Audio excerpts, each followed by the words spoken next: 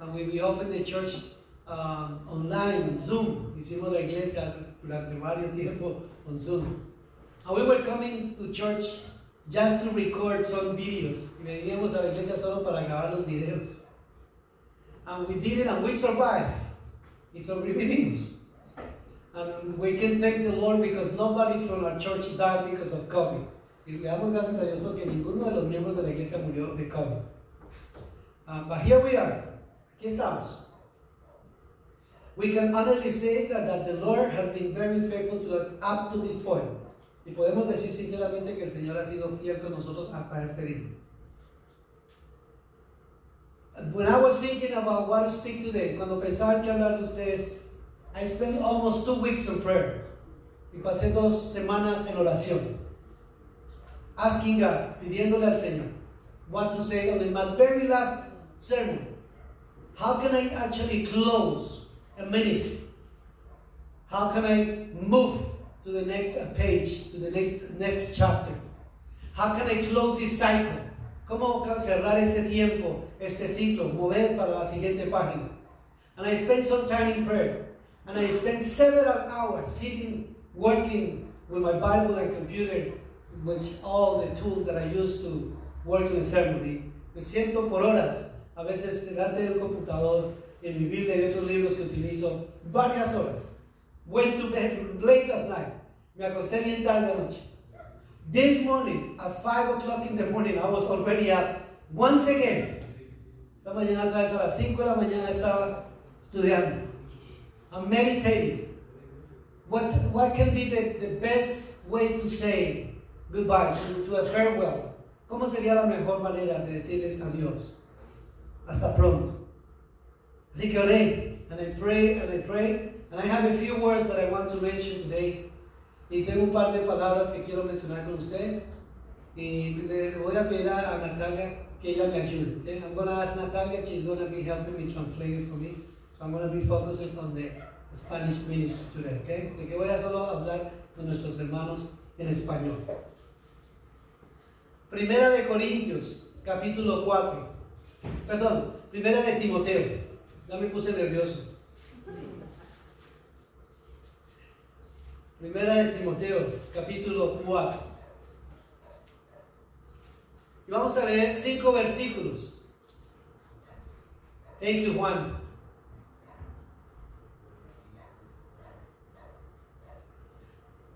Juan es segunda de Timoteo, perdón. Segunda de Timoteo. It's 2 Timothy, sorry. 2 Timothy, chapter 4, from verse 1 to 5. Segunda de Timoteo, capítulo 4. Versículo 1 y hasta el 5. Voy a tratar de ser breve porque hay un pozole que nos está esperando ahí, no queremos que se nos enfríe mucho. Veo a algunos como con mucha hambre y no quiero dejarlos aquí que pronto no han almorzado. Entonces vamos a asegurarnos que pueda usted disfrutar de su pozole. Muy sabroso que prepararon nuestros hermanos, Natalia, su esposo, su mamá y bueno, algunas personas que hicieron, que el Señor sabe. Segunda de Timoteo capítulo 4, versículo 1 y hasta el 5. Y leo para ustedes. Te encarezco delante de Dios y del Señor Jesucristo, que juzgará a los vivos y a los muertos en su manifestación y en su reino. Que prediques la palabra, que instes a tiempo y fuera de tiempo. Redarguye, reprende, exhorta con toda paciencia y doctrina. Porque vendrá tiempo cuando no sufrirán la sana doctrina, sino que teniendo comezón de oír, se amontonarán maestros conforme a sus propias concupiscencias, y apartarán de la verdad el oído y se volverán a las fábulas. Pero tú, sé sobrio en todo, soporta las aflicciones, haz obra de evangelista, cumple tu ministerio. Amén.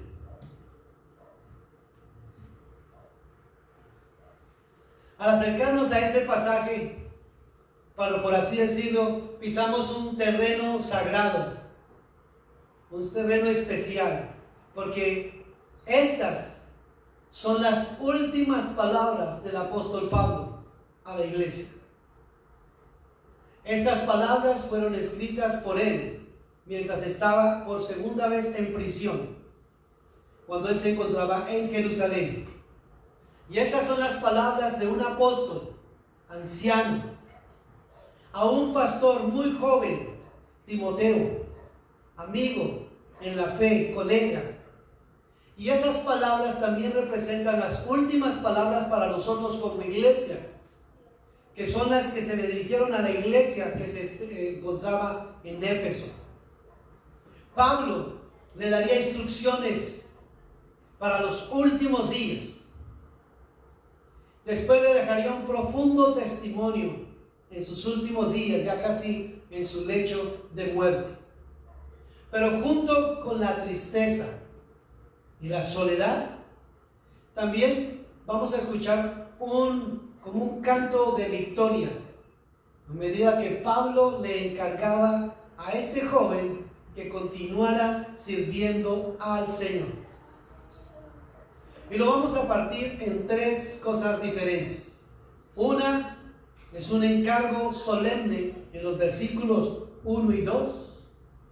2, el desafío para ese cumplimiento en los versículos 3 y 4. Y 3, la oportunidad para mostrar su carácter en el versículo 5. Un encargo solemne. Miren las palabras tan tremendas que le dice: te encarezco delante de Dios y del Señor Jesucristo. En una versión más contemporánea dice: delante de Dios y de Cristo Jesús. Esas son las palabras de un pastor cada vez que va a predicar. Esas son las palabras de todos los que tenemos la responsabilidad de comunicar las buenas nuevas a las personas.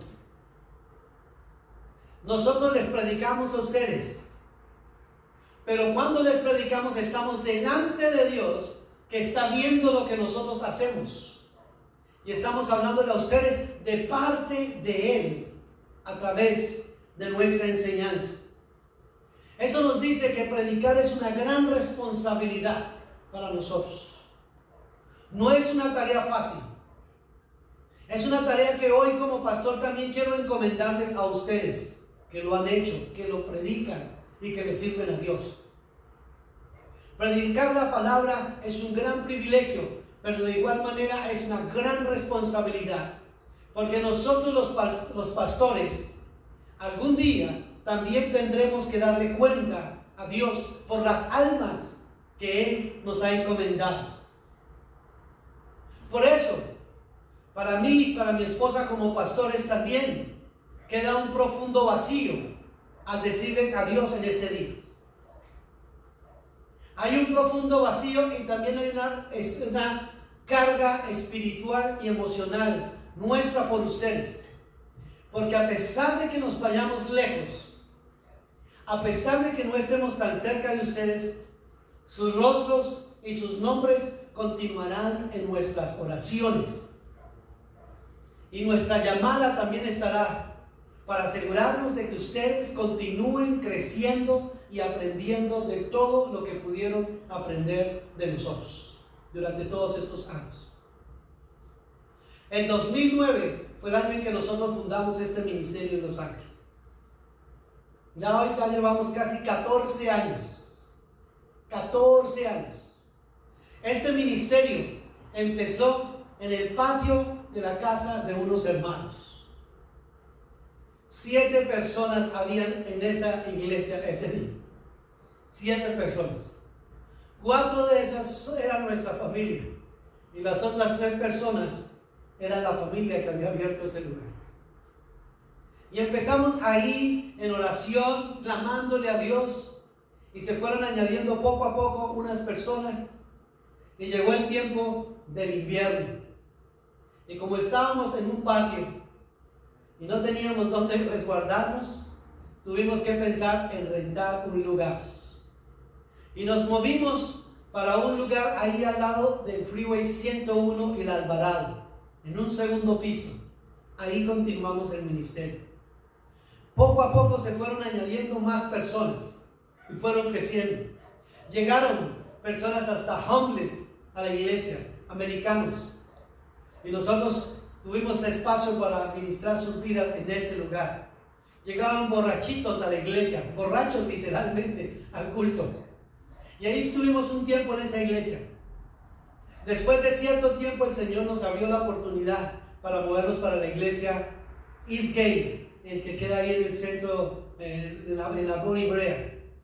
Y ahí estuvimos varios años y tuvimos muchos años de trabajo, de servicios y todo. Y después Dios, en su infinita misericordia y en su mano poderosa, cuando estábamos necesitando un lugar porque ya no nos sentíamos apreciados, ni amados, ni cuidados en este lugar, empezamos a orar.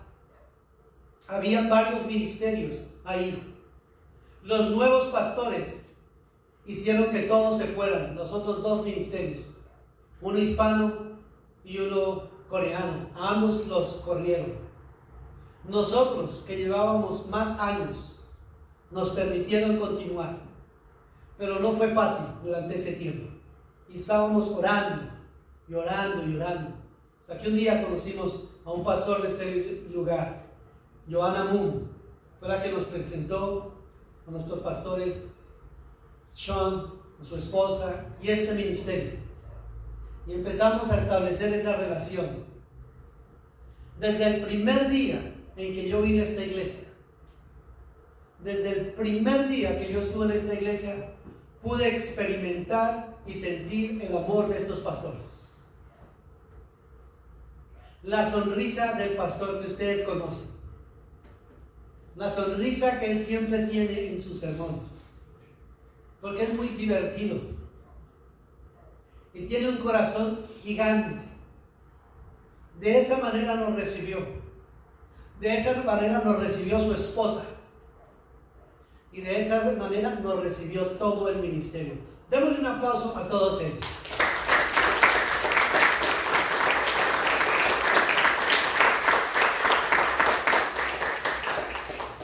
Hasta este día, siempre nos hemos sentido en casa. Hasta este día, nos hemos sentido amados. Hay un fuerte lazo de amistad entre nosotros. Sus vidas, su ministerio, son un ejemplo para nosotros. Donde quiera que vayamos, siempre los vamos a recordar. Y el pastor tan especial que es conmigo, ¿verdad? Que a mí ha demostrado mucho su amor. Me dijo: pastor, hoy cerramos un capítulo en esta iglesia. Y mostrándonos uno de los libros de contabilidad de la iglesia, dice: aquí hay una página en blanco. Esta página en blanco se queda aquí en blanco para la próxima vez que usted regrese a esta iglesia. Usted es bienvenido a continuar trabajando con nosotros. Yo creo que le demos un aplauso a él.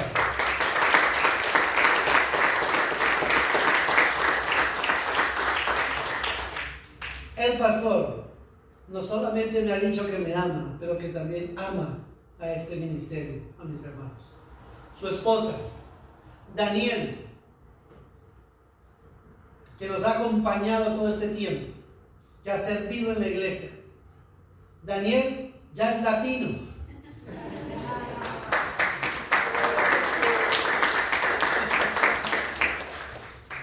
Daniel no deja de sorprender a las personas cada vez que vienen y lo ven hablando español. Todos se sorprenden, porque canta en español igual que nosotros. Se sabe las canciones. Y ha sido una gran ayuda, de verdad, y una deuda grande en mi corazón, por su amor y por su servicio a la obra. ¿Verdad? Un hombre de Dios. Y ha servido y nos ha contribuido muchísimo. Pero dice aquí en la Biblia que Dios nos coloca a nosotros con un encargo grande, hermanos. El Señor les decía a Timoteo: vas a presentarte delante de Él, ¿sí? Para que tu vida sea juzgada. Dice: te encarezco delante de Dios y del Señor Jesucristo, que juzgará a los vivos y a los muertos en su manifestación y en su reino. Mire todo lo que le está diciendo como pastor. El trabajo que tú haces, que lo vigila Dios, el Padre y el Hijo. Al Hijo, a quien Dios lo ha encargado de juzgar a los hombres. La Biblia dice que escrito está: todo hombre debe nacer y morir una sola vez, y después de esto el juicio. Todos algún día nos vamos a presentar delante de Dios.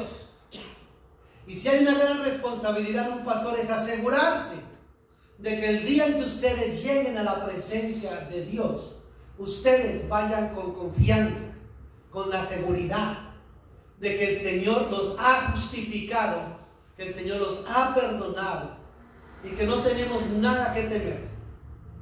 Pero todos los hombres, ya sea que crean o no crean en el Señor, algún día se presentarán delante de Él. Y Él le dice: predica la palabra. Predica la palabra. Detrás de un púlpito no predicamos nuestros pensamientos, nuestras ideas, nuestros conceptos. Dios no necesita de nuestras ideas. Él quiere que nosotros prediquemos esta palabra, que seamos fieles a ella, porque la palabra de Dios es viva y eficaz, porque la palabra de Dios es alimento que llega del cielo para nuestras vidas, y porque todos nosotros necesitamos un alimento sólido para poder crecer espiritualmente. Y Él le dice: predica la palabra. Dice que instes a tiempo y fuera de tiempo, es decir, que Él les predique en cada ocasión que tenga la oportunidad. No significa ser inoportuno. Los padres deben predicarle a sus hijos a tiempo y fuera de tiempo. Aquí en la iglesia ellos van a recibir instrucción, pero en casa van a necesitar del consejo de ustedes. Van a necesitar de sus palabras sabias, que son colocadas por Dios en sus bocas para alimentar y fortalecerlos. Les dice: redarguye. Redarguir, esta palabra significa reprender. Se trata de aplicar de manera práctica y constante la palabra de Dios a las circunstancias. Redarguir es tanto prevenir contra lo que pueda surgir como corregir abusos antes de que ellos se produzcan. Por ahí dicen muchos: mejor es prevenir que curar, ¿cierto? Es mejor prevenir que curar. La palabra redarguir nos indica que la palabra debe ser comunicada con convicción. Reprender. Reprender es corregir a una persona con autoridad severa y desaprobarla cuando sea necesario. Exhortarle significa consolarle. A veces nuestra iglesia llega a este lugar para consolarle, para recibir esa necesidad. Pero hay momentos en que nosotros necesitamos aprender. Todo eso hace la palabra de Dios en nuestras vidas. Predica la palabra, insta fuera de tiempo, a tiempo y fuera de tiempo. Redarguye, reprende, exhorta con toda paciencia y doctrina. Ay, hermanos, ese adjetivo ahí que dice con toda paciencia. Qué tremendo, con toda paciencia. Longanimidad es la palabra, largura de ánimo. En inglés se dice long suffering. ¿Por qué no le colocaría al Señor con un poquito de paciencia? Con toda paciencia, hermanos, porque ser un pastor se necesita ser muy paciente. A veces quisiéramos que todos crecieran al mismo tiempo. A veces quisiéramos que las personas que han llevado años ya ahora sean las personas perfectas. Pero el Señor dice con toda paciencia, que es la que nos cuesta a nosotros obtener, la paciencia. Mi pobre esposa, que ha sufrido las consecuencias de mi impaciencia. cuando estaba aprendiendo a conducir. Y yo le enseñé en un carro estándar, hermanos. Se le apagaba el carro en la mitad de la calle. Caminando ahí, hermano, yo que ya me volvía loco. La falta de paciencia. Aquí en plena brea, hermanos, cruzando el semáforo, parados en la mitad. Se me iba la paciencia, hermanos. Pero el Señor aquí dice que nosotros debemos con toda paciencia enseñar la palabra de Dios, con toda paciencia y doctrina, por supuesto, y la enseñanza. Ahora la pregunta, la siguiente, ¿cuáles son los desafíos? Dice, porque vendrá tiempo cuando no sufrirán la sana doctrina, sino que teniendo comezón de oír, se amontonarán maestros conforme a sus propias concupiscencias, sus propios deseos, y apartarán la verdad del oído y se volverán a las fábulas. Un poco parecido a lo que nosotros vemos en nuestros tiempos. Las nuevas predicaciones agradables a los oídos, que hacen cosquillitas aquí, que nos hacen reír mucho. Y yo sé que a veces nos sentimos muy motivados porque escuchamos personas que nos llenan de ánimo y de alegría, pero es necesario que aprendamos las bases, los principios, los fundamentos. Porque cuando yo aprendo solamente de emociones, las emociones son pasajeras. Pero cuando usted está bajo el ministerio de un pastor, como el pastor Sean, usted recibe doctrina que lo forma, que lo prepara, que lo entrena para enfrentarse a los desafíos de la vida y para que usted pueda vivir y experimentar una vida cristiana en victoria. Eso es más importante que simplemente momentos de alegría que duran poco tiempo. Por eso es que predicamos la palabra, porque entendemos que usted solamente puede crecer espiritualmente en la medida que usted entienda el valor de leer las Escrituras. Nuestro pastor Sean ha levantado un gran desafío para toda la iglesia, y él incluso está haciendo que muchos de nosotros escribamos la Biblia. Hay muchos escribiendo la Biblia en este momento. Créanlo o no, ya hay personas que van bien avanzadas en su escritura. Están escribiendo 1189 capítulos que hay en la Biblia. 66 libros a mano. A mano. Qué desafío tan grande y qué muestra de pasión por el respeto que se le tiene a la escritura. Los musulmanes les enseñan a sus hijos el Corán.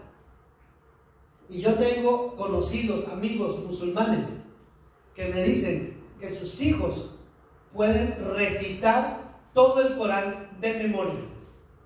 Son 116 capítulos que tiene el Corán. Y se lo saben aquí. ¿Cuántos capítulos sabe usted? ¿Cuántos versículos? Si le faltan manos, que hay dedos para que cuente.